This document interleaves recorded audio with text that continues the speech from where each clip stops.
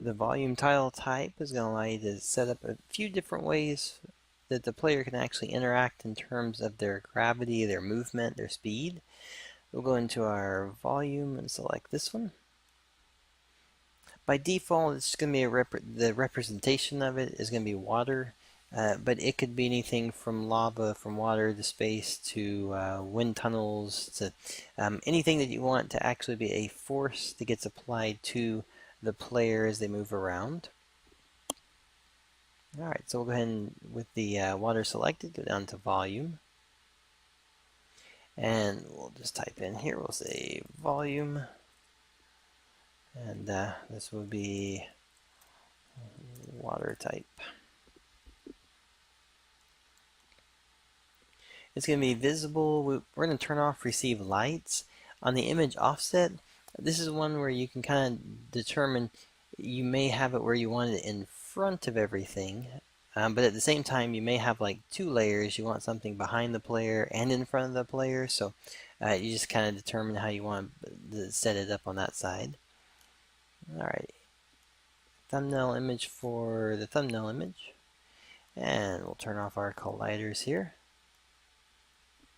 Alright, for the image itself, when it comes to the animation, if you wanted bubbles going up, or you wanted the player to react different, the water to react different when the player was in it versus out of it, you could place in the tile animations for it.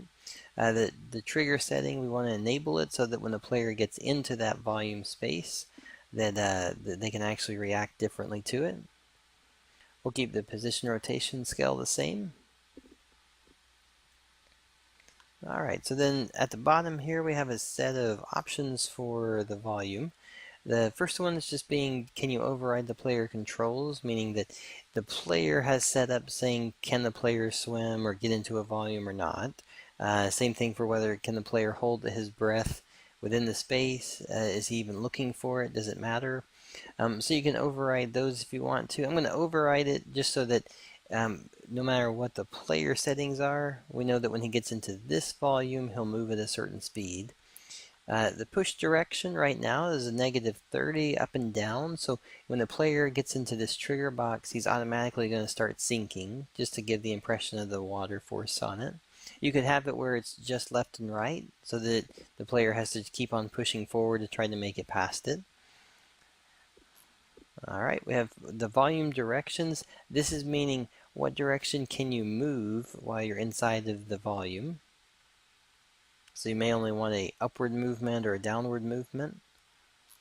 The player speed, so if there's an override, how fast can the player move? Same thing for the jump. The jump is going to say when you're inside the water, if you want to move upwards, like if you're trying to do a downward push on the water, then you want to have an upward push that you can use with the player. This is going to be something, be sure to check it out, try it out. Default works okay, but you may find that the slow down speed, you may want it a little bit less or a little bit more. It just depends on how quick you want the player to come to a stop as he starts to move upward. Alright, and then the 5 states for the direction on the speed, how quickly he can move in the water while he's doing it. And then the last one, this is going to be the hold the breath. So if you actually say override breath and you want every player to have a moment to hold their breath, you can place this in here. The nice thing about this one is that you can have several different states to it. For instance, you could say hold the breath for a certain amount of time, so say 4 seconds. So the moment the player gets into the trigger box, the counter is going to start counting down. But then at the same time, you can say that if he winds up holding his breath too long down below, what happens? So there's a hurt amount if no breath is left. And you can actually say how much is it going to hurt the player. It's going to apply a hurt value to the player while they're in there. You can have a delay, so it's not just a constant. It may be every 2 seconds the player continues to get hurt. The other option is to do a die after no breath. So if the player gets done with 4 seconds and this is on, the player will actually just go straight to a die state. Right? You can also hold it till the player exits when the player gets out of the volume. And this is, you may have 10 boxes 10 tiles inside the scene. If he stays inside any of those tiles, the same amount of breath is being held. It doesn't reset each time. It's actually saying that you're in the same volume of space. So you have a option then to hold the breath until you exit. Once you exit, there's a recovery time. How quick do you recover?